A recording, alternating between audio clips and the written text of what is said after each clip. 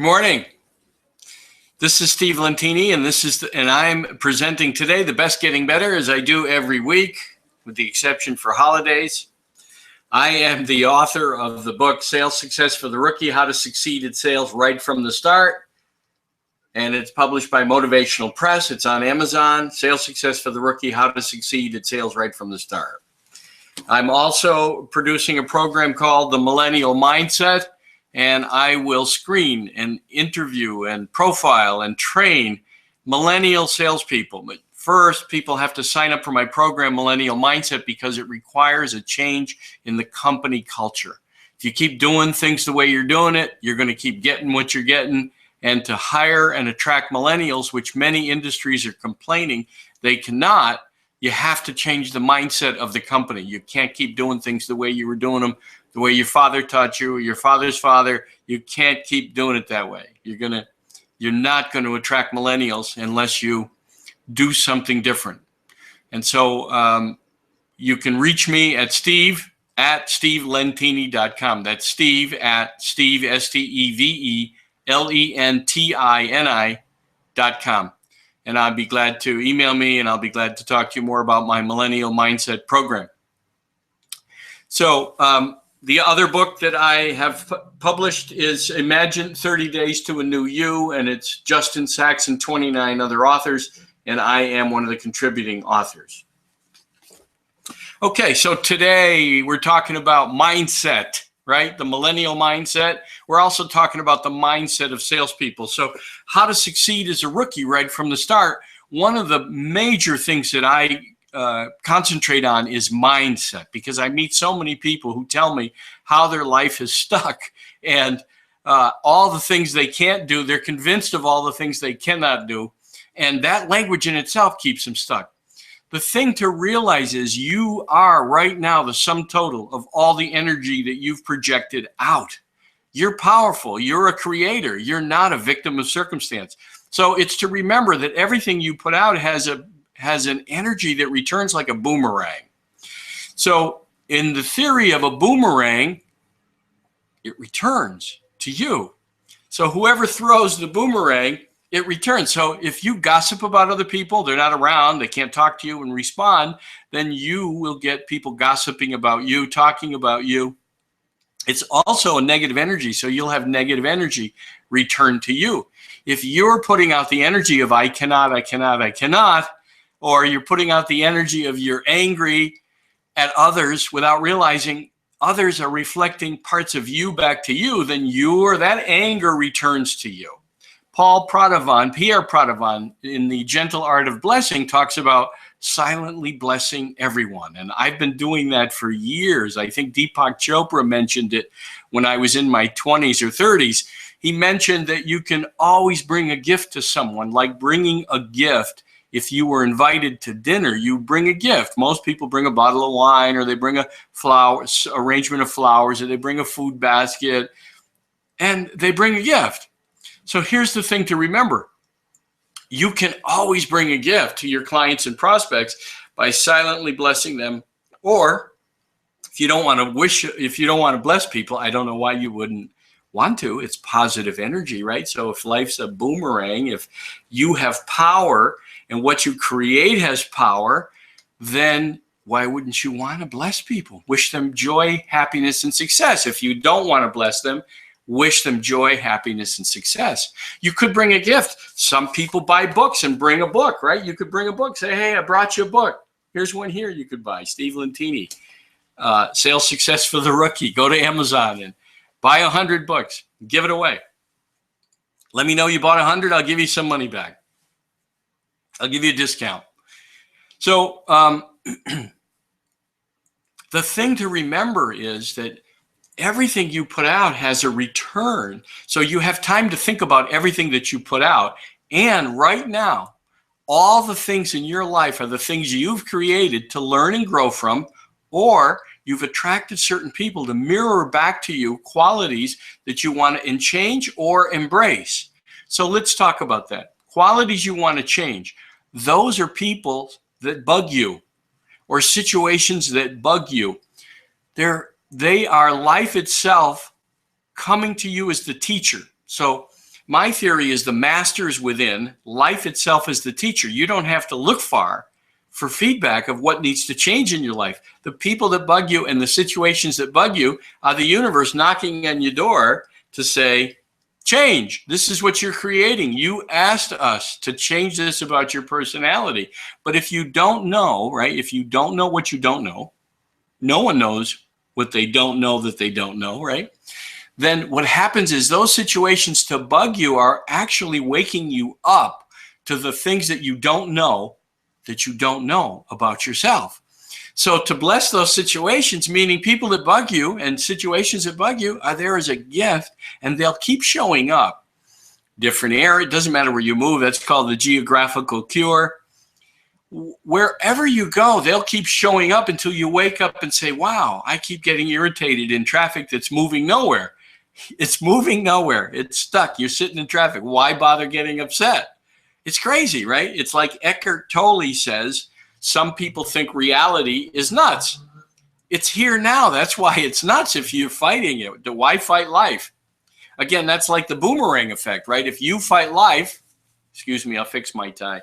Just banged the microphone. Sorry, I'm human. If you fight life, life fights you. That's something else Eckhart Tolle says. Because it's here now. This is all we have is the now. So situations and people that bug you are a gift, knocking on your door to show you what you don't know that you don't know about yourself. Now, the people that you love and the situations that you love are also showing you things about yourself that you love. So it's great to take a moment and reflect on, hey, who are the people that I really love? And what are the situations that I really love? And what are they trying to tell me about me? Because you may need to remind yourself, oh yeah, that's a good part of me. Because most people find themselves in a negative thought pattern, beating themselves up. Instead, we should be gentle with ourselves, right? So a good place to start blessing is to bless yourself and to be gentle with yourself. So I know people who are very unkind to their employees with all the remarks that they make. They have these less than, that everyone around them is less than them thoughts. What those thoughts are, by the way, are thoughts to raise them up, to raise their ego up so they feel better. It means people who depreciate others have low self-esteem because they need verbally to abuse or lower others to raise themselves up. So if you talk a lot about other people and talk and joke about their abilities and you make them wrong for everything they do, that's an indicator you have low self-esteem. You might think that's not the case. You might think it's cool that I'm better than all of these people and I have better skills. I can do it better than everybody. It's not true. The fact is, everyone has something to contribute if you're open to it. If you're open to it, everyone has something to contribute. And a lot of people, especially self-employed entrepreneurs, people who own their own businesses, they tend to get into business because they're unmanageable, right? That's okay. I'm in my own business, so I know I'm somewhat unmanageable. I really don't like working for others. I'll work for myself and do work with others. I'll help improve their business. I'll train their salespeople. I'll screen and profile and interview and hire millennials for people that sign up for my Millennial Mindset, for example, program, because they have to change their culture. Remember, I said that. And so I will do that for people. I will not work for people. I enjoy working for myself. I like projects. Okay, so knowing that, the thing I don't do is not consider other people's ideas because I'm secure enough in the feeling of who I am.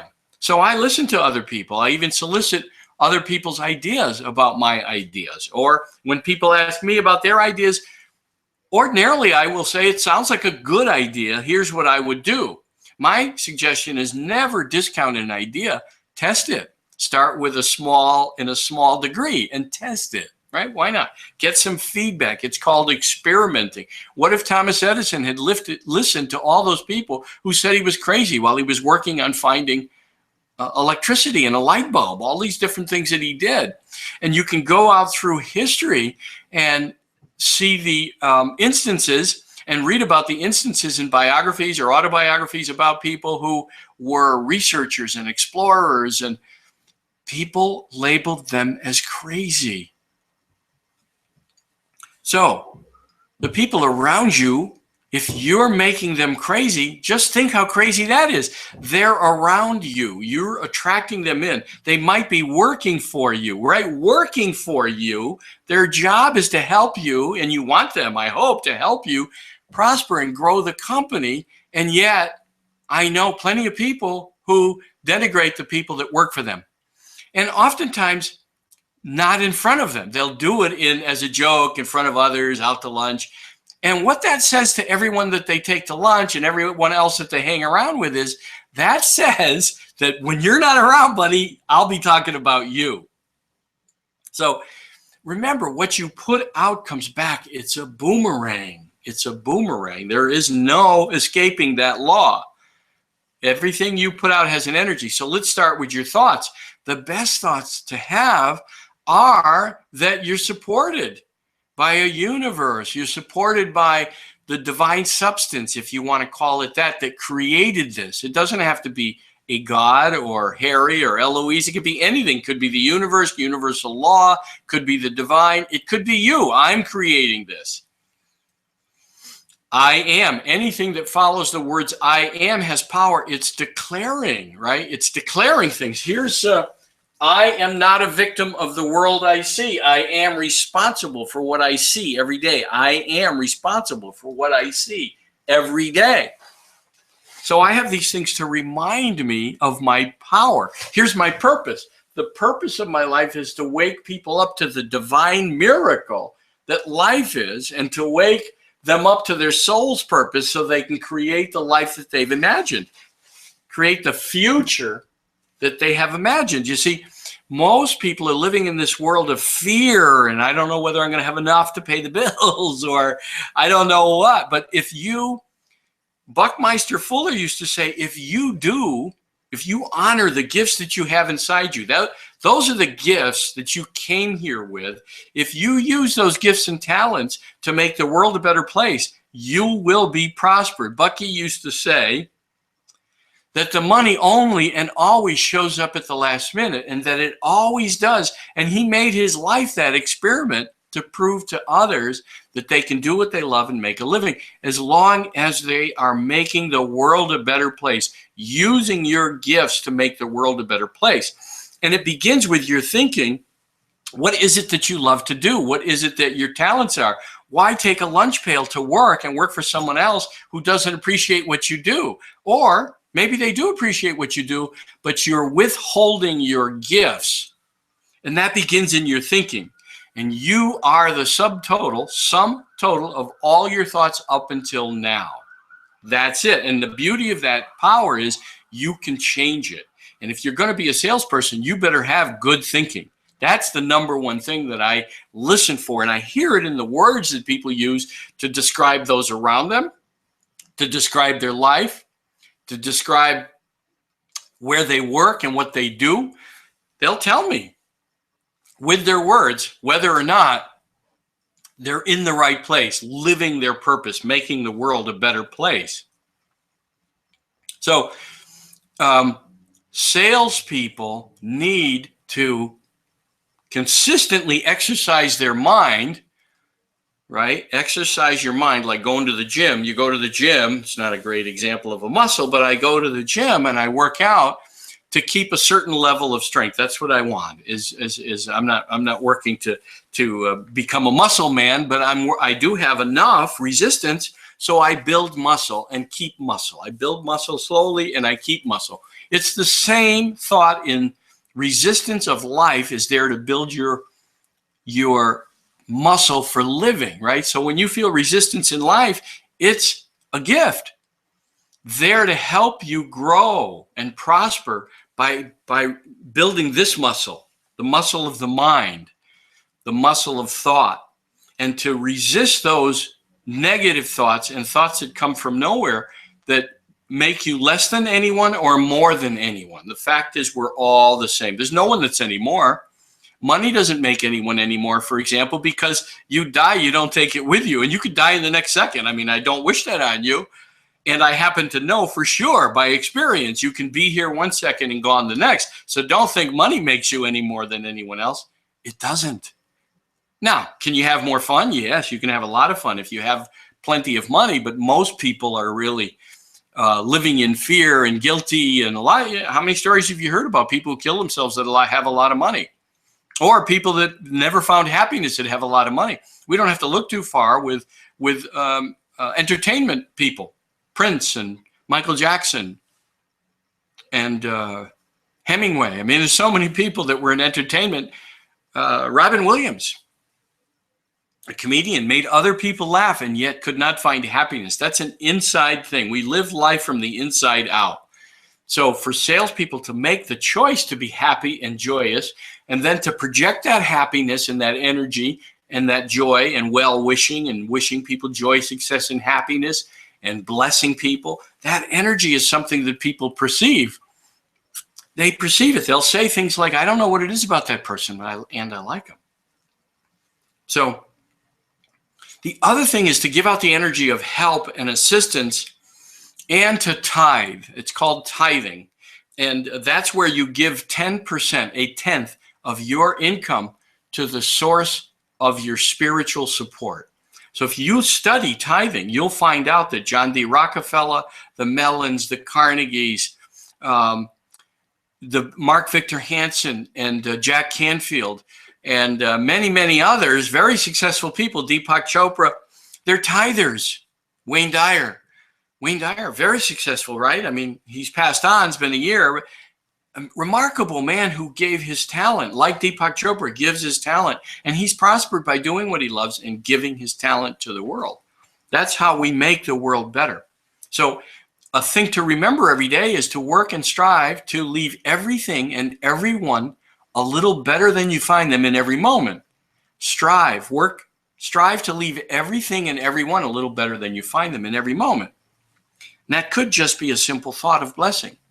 The other thing to remember is that to bring your full glory of your gifts. Don't hide out at work, and don't go home and complain to everybody how bad your job is. Quit the doggone job and go do what you love instead of complaining. It's negative energy. It drains those around you. I don't want to hear it. I don't like people who complain, and I'll challenge them and tell them, hey, you got power. You have power to create your world. Okay, so salespeople, number one, you got to exercise your brain and exercise your mind.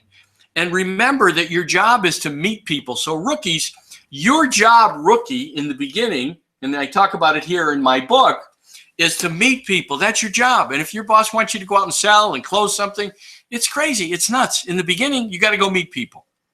Go meet people. Where does your target market hang out? And then work backwards. So where would they hang out? Find out. Do some research. What associations would they join? What networking groups would they belong to? And you go there and join. The other thing you do is, do you have a community cause? Do you have a community cause? I was just helping out a company that has some very good people in it and suggested that they have a cause, and they found Cradles to Crayons. I helped find that. I found Cradles to Crayons I became member of a group where a lot of their customers hung out, and that group was sponsoring Cradles to Crayons. So we went to an event.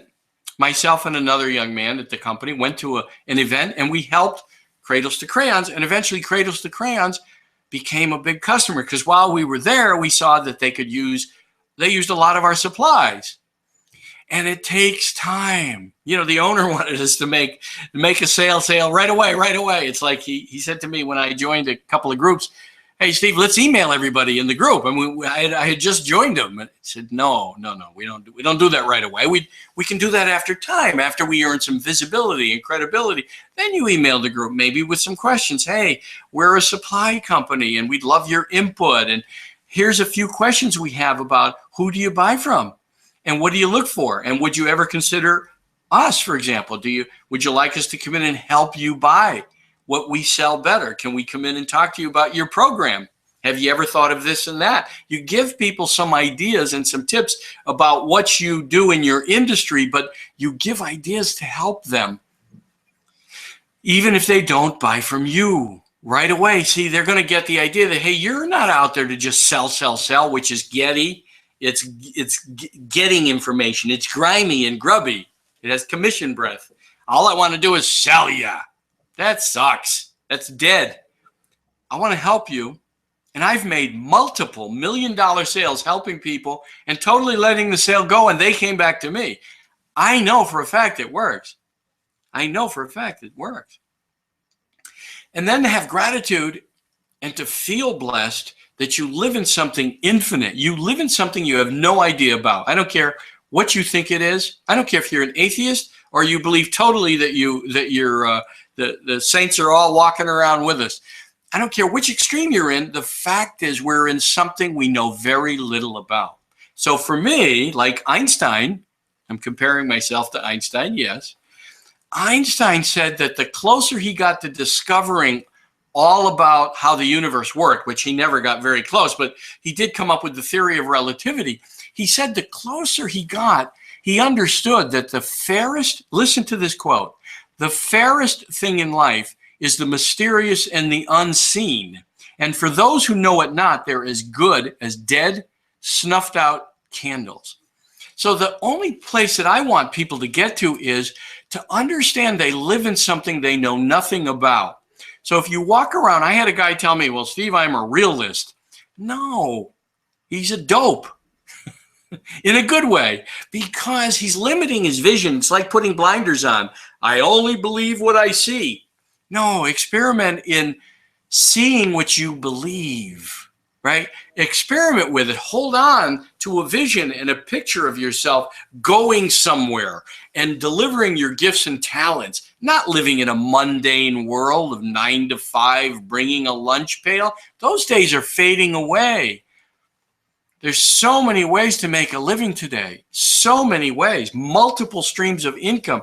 It doesn't have to be that you go to work with a lunch pail. Now, I'm not saying if you like a certain place that you're in and you like all the people, you're in the right place if you're contributing by doing your best and not going in and complaining and bitching and moaning and always finding what's wrong with someone or finding what's wrong with a job. Help the people around you win and see good things and experiment if over time you begin to see what you believe.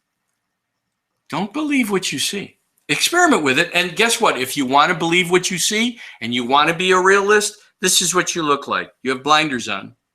You're this. You see what this is? This is an acorn.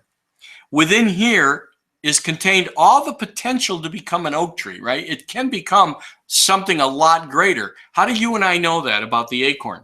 How do we know that? We've seen the oak tree. Okay, you too have much more. You have limitless potential, like this little acorn. Are you the acorn?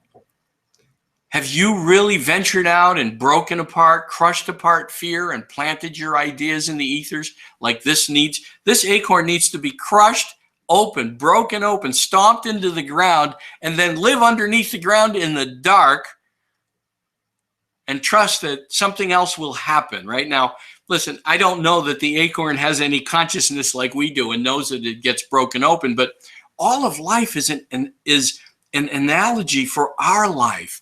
Nature provides all these things for us to see. We can live separate of it and just say, here's all I do is I'm an acorn, right? That's all I do. Or you can believe that you have the potential to be something greater. And that's what I encourage salespeople first and foremost. Don't worry about learning how to sell. Learn how to show up as a real person, right? Learn how to show up as a real person. Then understand that you have potential far beyond what you think and begin to train your thinking to see potential. And then go out and meet people first. That's where rookies need to start. Your job is to meet people. Okay, next week, more on what you think about, you bring about, and the power to create a life, and more about selling, right? How to sell as a rookie and succeed right from the start. I'll give you more tips next week. Thank you so much. I'm grateful.